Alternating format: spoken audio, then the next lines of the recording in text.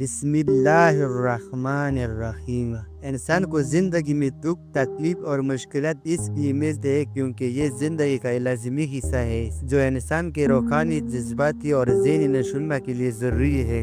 انسان کی زندگی ایک مسلسل آزمائش ہے جہاں ہر قدم پر ایسے مختلف چیلنجز اور امتحانات کا سامنا کرنا پڑتا ہے۔ یہ مشکلات اور تکلیف ہمیں یہ سکھاتی ہے کہ زندگی حقیقتوں کو سمجھایا جائے، اپنے اندر صبر، حوصلہ اور خود اعتمادی پیدا کی جائے اور ان حالات میں اللہ کی طرف رجوع کیا جائے۔ زندگی میں دکھ اور تکلیف کے ذریعے انسان کو یہ احساس ہوتا ہے کہ وہ کتنا کمزور اور عاجز ہے۔ یہ ایک موقع ہے کہ وہ اپنی خامیوں کو پہچانے، اپنے غلطی سے سیکھے اور اپنی ذات کو بہتر بنائے۔ اگر انسان کو ہمیشہ خوشی، سکون اور آسائش ملتی رہے تو وہ اپنی ذمہ داریوں کو بھول سکتا ہے اور اللہ کے شکر گزار ہونے کی اہمیت کو سمجھ نہیں سکتا۔ دکھ، تکلیف اور آزمائش انسان کو روحانی تربیت کا ذریعہ بھی ہے۔ یہ ہمیں سکھاتے ہیں کہ کامیابی اور خوشی کے لیے جدوجہد کرنی پڑتی ہے اور یہ کہ صبر اور استقامت بدولت ہمیں بڑی بڑی سے مشکلات کو شکست دے سکتی ہے۔ یہ وہ لمحات ہوتے ہیں جب انسان اپنے اندر چھپے ہوئے جوہر کو پہچانتا ہے، اپنے حدود کو بڑھاتا ہے اور زندگی کا ایک نئی نظر سے دیکھنے کے لیے قابل ہوتا ہے۔ اللہ تعالیٰ قرآن مجید میں فرماتا ہے، اور ہمیں تمہیں خواب،